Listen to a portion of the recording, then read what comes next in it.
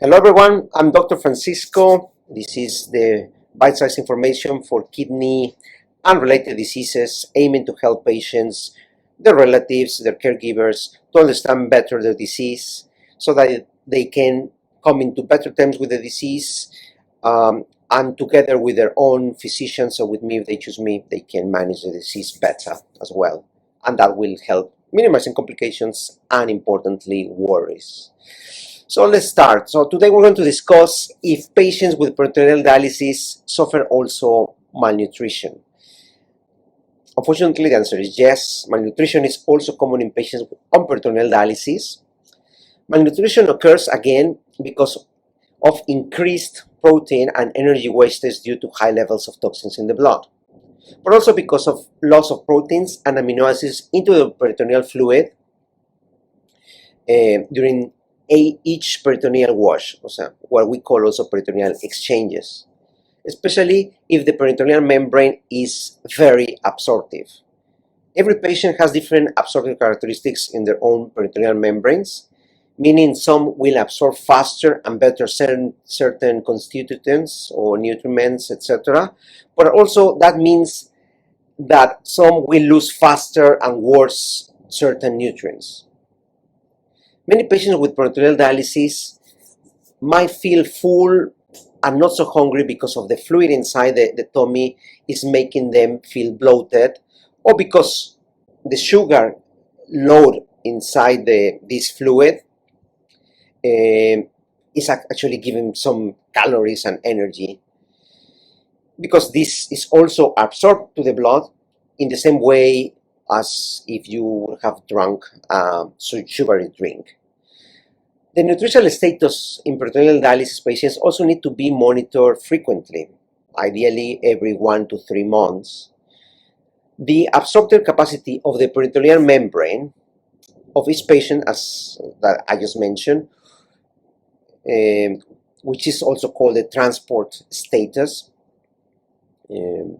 we assess them by measuring something that we call the peritoneal equilibration test, and with that it can help us gauge better, how to prescribe the peritoneal dialysis more accurately for each patient, or if there are risks of these problems.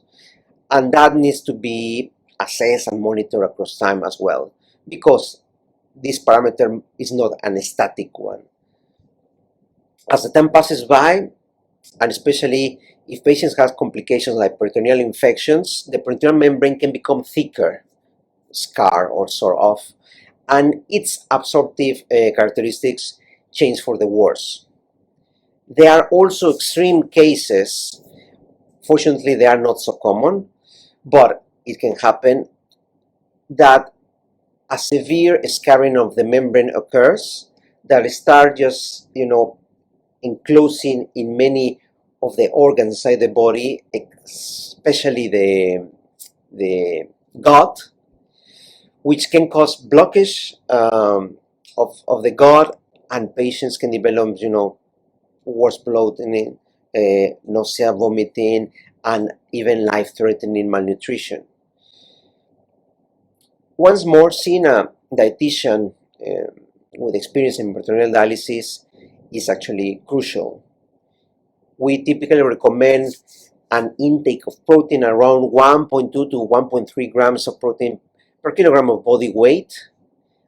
As I always say, you might not know what that means, but that's why the clinical dietitian can translate that into your practical world, and you design your meals better.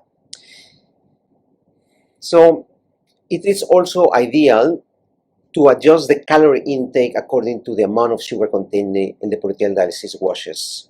All these fluids and work-on washes contain different amounts of sugar, so there are different types. So it's important that the advice given by dietitians should be tailored also to that. Finally, there are also commercial peritoneal dialysis solutions with amino acids, and they are used with the aim of both minimizing the load of sugar, because at least you keep one bag with sugar, but also patients can receive a load of amino acids to build extra protein in order to enhance their nutrition. So basically, this is all the discussion for today. I think so far there is no questions. If you have any questions, you can put it in the comment section and I reply later on.